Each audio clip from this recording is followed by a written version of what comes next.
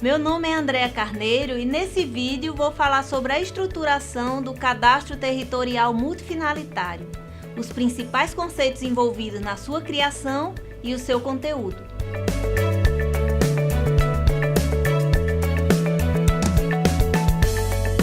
Antes de mais nada, é importante entender o que é um Cadastro Territorial Multifinalitário. No Brasil, a palavra cadastro possui diversos significados, sendo que os mais conhecidos e utilizados correspondem a sinônimos de lista ou registro.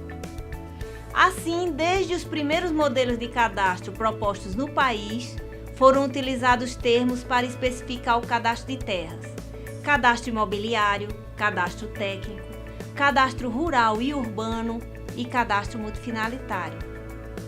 Para as diretrizes, propusemos o termo cadastro territorial, utilizado nos países latino-americanos, por não relacionar o cadastro de terras a uma unidade cadastral específica, como iremos explicar.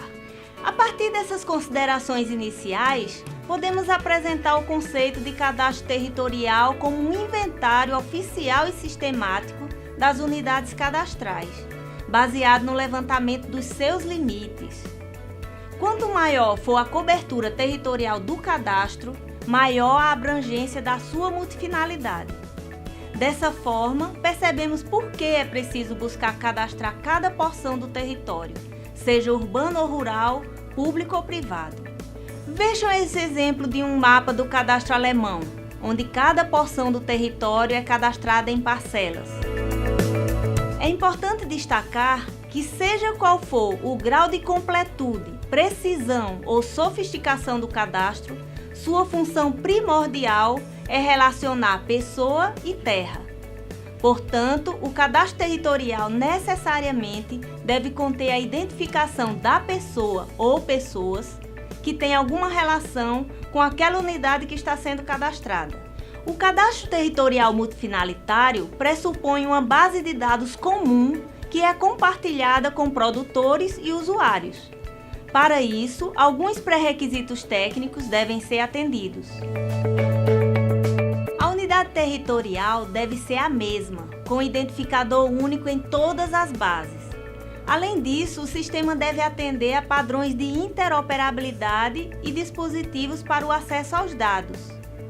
É importante que a unidade territorial do cadastro seja muito bem definida e compreendida.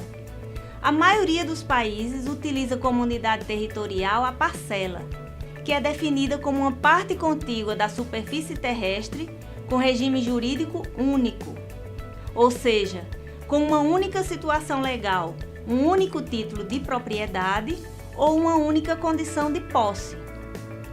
No Brasil, a unidade territorial mais adotada para o cadastro é o imóvel. E como a maioria dos cadastros tem fins fiscais, muitas vezes só são cadastrados imóveis privados e tributáveis, o que limita suas aplicações multifinalitárias. Esse exemplo mostra um imóvel cadastrado em parcelas. Nesse caso, o imóvel é constituído por 3 lotes. Cada lote representa uma parcela, já que possui um regime jurídico único. O conceito de parcela é interessante porque permite que elas sejam agrupadas, formando outras unidades administrativas, como os diferentes conceitos de imóvel que temos no Brasil. Este é outro exemplo de imóveis constituídos por mais de uma parcela. No caso, a estrada também pode ser considerada uma parcela, um bem público. Os imóveis A e B são constituídos por 2 parcelas.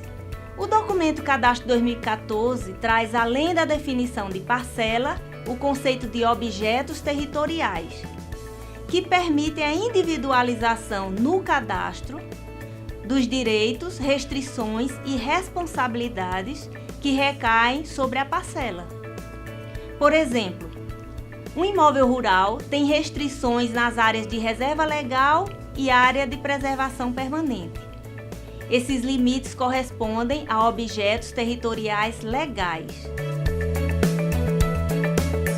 Cada parcela deve receber como identificador um código único e estável, o que significa que esse código nunca deve ser reutilizado, mesmo que uma das parcelas não exista mais. Nos casos de alterações cadastrais, como desmembramentos ou remembramentos, novos códigos deverão ser criados para as novas parcelas. Os códigos originais deverão ser mantidos no histórico da parcela. Nesse caso de desmembramento, por exemplo, a parcela de código 100 foi desmembrada, dando origem às parcelas 101 e 102. O código 100 permanece inativo, identificando a parcela original. Já o exemplo de remembramento mostra as parcelas 101 e 102, dando origem à parcela 103. O identificador da parcela é fundamental como chave de acesso para as informações cadastradas e também para a interligação do CTM com os cadastros temáticos, que reúnem informações sobre temas específicos relacionados a cada parcela. Esses cadastros temáticos tratam de assuntos como tributação, planejamento e saúde, e devem ser mantidos pelos setores específicos, tendo como base as informações do CTM, que deve ser utilizado como referência básica para qualquer atividade de sistemas ou representações geoespaciais do município. Vamos falar agora sobre os elementos que compõem o CTM. Nós temos os arquivos de documentos originais de levantamento cadastral de campo, os arquivos dos dados literais, alfanuméricos, referentes às parcelas cadastrais e a carta cadastral. Vamos explicar então a que se refere cada um desses elementos. Primeiro, o que vem a ser originais de levantamento? É o registro das observações ou das medições de campo, a base geométrica do cadastro. Embora no Brasil não se dê tanta importância a esses registros, principalmente com os levantamentos eletrônicos, em outros países esse é o documento mais importante, porque registra exatamente como foram realizadas as medições. Aqui nós vemos exemplos de um croquis de levantamento e de uma caderneta de campo. É fundamental nesse processo o arquivo desses originais no cadastro alemão. Isso porque ele tem fé pública absoluta e o Estado é responsável por qualquer erro de registro de limites. No caso de uma atualização do cadastro, o profissional vai para o campo com uma cópia do documento original. A gente pode ver também que o croquis é todo padronizado. Por tudo isso, os documentos de medição são tão importantes, porque servem de base para qualquer verificação. Outro documento importante é a planta de mensura. Nesse caso, o exemplo é do cadastro argentino.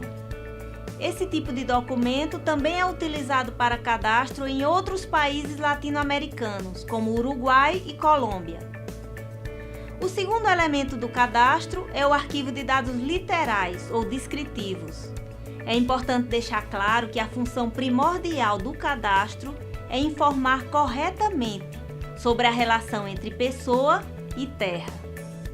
Por isso, o banco de dados precisa ter informações como o identificador da parcela, dados pessoais sobre quem detém algum direito sobre cada porção do território, seja essa pessoa seu proprietário ou possuidor, o uso, o valor da parcela e outras informações que sejam consideradas importantes e comuns aos usuários do CTM. Outro ponto importante que não pode ser esquecido é que todos os dados devem ser mantidos constantemente atualizados. Uma informação de difícil atualização ou pouco utilizada pode comprometer a qualidade do cadastro.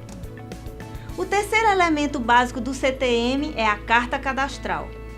Ela é definida no artigo 8º do Manual de Apoio às Diretrizes como a representação cartográfica do levantamento sistemático territorial do município. Vamos esclarecer agora características de uma carta cadastral. Com base na definição do cadastro como um sistema baseado no levantamento dos limites de parcelas, então, o primeiro elemento que não pode faltar numa carta cadastral são as parcelas e seus identificadores. Como podemos ver nesse exemplo de carta do cadastro alemão, ela é muito simples. Ela tem basicamente os limites de cada parcela e seus elementos construídos, e o identificador de cada parcela. É muito importante aqui a representação dos pontos de controle utilizados como referência para os levantamentos cadastrais. No nosso caso aqui, eles são representados pelos pontos da rede do Sistema Geodésico de Referência e do Sistema de Referência Municipal. Aqui temos um exemplo de certificado cadastral. Esse é o documento da parcela do cadastro da Colômbia, que é semelhante aos certificados de outros países. Vemos um trecho da carta cadastral que contém uma parcela consultada. Além da representação gráfica, o certificado traz informações como endereço, área, coordenadas dos limites e confrontantes. As cartas atualmente produzidas e utilizadas no Cadastro Urbano Brasileiro são as cartas de feições. A diferença é que essas cartas de feições contêm basicamente os elementos visíveis do terreno, já que são produzidas geralmente a partir de fotogrametria. O que se considera no Brasil como carta cadastral são cartas em escala cadastral, que não fazem distinção entre os limites das parcelas e outros elementos visíveis no terreno, como árvores e postes. Essa é uma diferença profunda de conceito entre o cadastro brasileiro e o cadastro de outros países, onde inclusive o levantamento dos limites só pode ser realizado por profissional com autorização específica. Esse quadro sintetiza as principais diferenças entre a carta cadastral e a carta de feições. Como a gente pode ver, a carta cadastral se refere a limites legais de imóveis, e os métodos utilizados para a determinação desses limites são topográficos e geodésicos, já que nem sempre esses limites legais são materializados no terreno.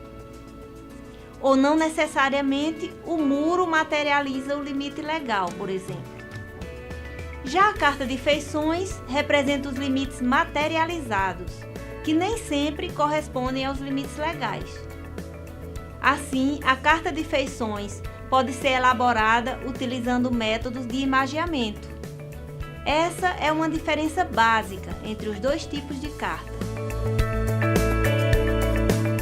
Os elementos básicos do CTM que acabamos de explicar podem ser integrados através da utilização de sistemas de informações geográficas, que são programas capazes de conciliar dados espaciais com bancos de dados, ou dados gráficos com dados descritivos.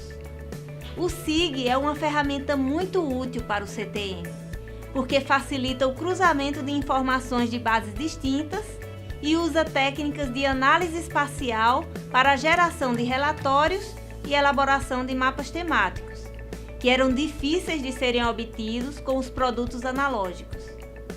Aqui vemos uma aplicação do SIG para cadastro, utilizando um programa livre como visualizador do sistema, e a representação cartográfica associada ao banco de dados descritivo.